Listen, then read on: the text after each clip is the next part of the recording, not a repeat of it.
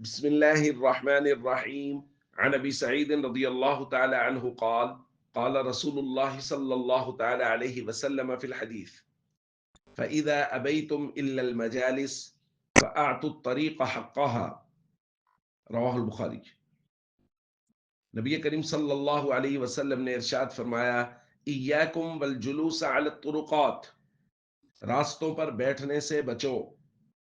صحابہ کرام نے عرض کیا یا رسول اللہ، بسا اوقات ہمیں بیٹھنا ضروری ہوتا ہے کیونکہ ہم افراد زیادہ ہوتے ہیں، کسی کی بیٹھک یا کمرہ وہ کفایت نہیں کرتا، ہم وہاں پورے نہیں آ رہے ہوتے، تو پھر ہم کیا کریں؟ تو حضور علیہ الصلوۃ والسلام نے وہ بات ارشاد فرمائی جو آج ہم نے پڑھی۔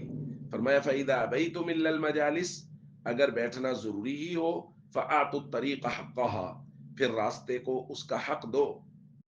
صحابہ کرام نے عرض کیا یا رسول اللہ وما حق الطریق، راستے کا حق کیا ہے؟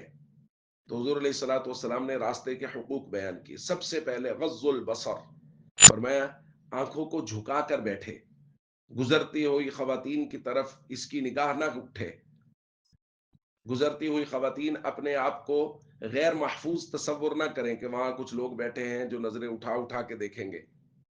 نمبر دو، کف الاذا، گزرتے ہوئے لوگوں کو تکلیف نہ دے۔ ورد السلام، نمبر تین، گزرتے ہوئے لوگ سلام کرے تو ان کا جواب لازم دے۔ چار، امر بالمعروف، اگر کوئی آدمی نیکی کے راستے سے کچھ بھٹکا ہوا ہے تو اس کو خیر کا حکم دے۔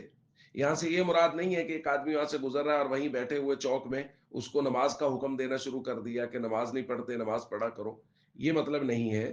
مطلب یہ کہ اس وقت حاضر موقع پر اگر کوئی خیر کے کام سے بھٹک رہا ہے تو اس خیر کے کام کی طرف اس کو رہنمائی کر دی جائے۔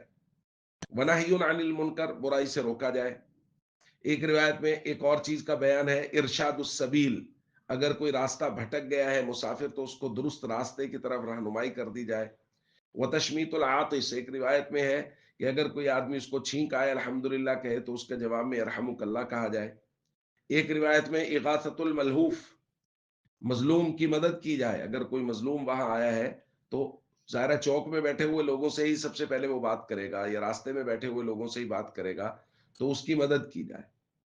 تو یہ نبی کریم صلی اللہ علیہ وسلم نے راستے کے چند حقوق بیان کیے ہیں کہ جس کو راستے میں بیٹھنا ضروری ہو، اور یہاں راستے میں بیٹھنا مراد یہ نہیں ہے کہ چوک کے اندر بیٹھ جائے، روڈ بند کر کے بیٹھ جائے، اس سے مراد ہے راستے کے کناروں پر یا چوک کے کنارے پر کسی جگہ اگر کچھ لوگ بیٹھے ہیں تو ان کو ان حقوق کی ادائیگی ضروری ہے، جیسا کہ نبی کریم صلی اللہ علیہ وسلم نے ارشاد فرمایا کہ یہ راستے کا حق ہے۔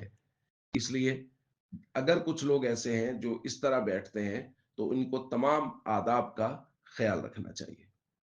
السلام علیکم ورحمۃ اللہ وبرکاتہ۔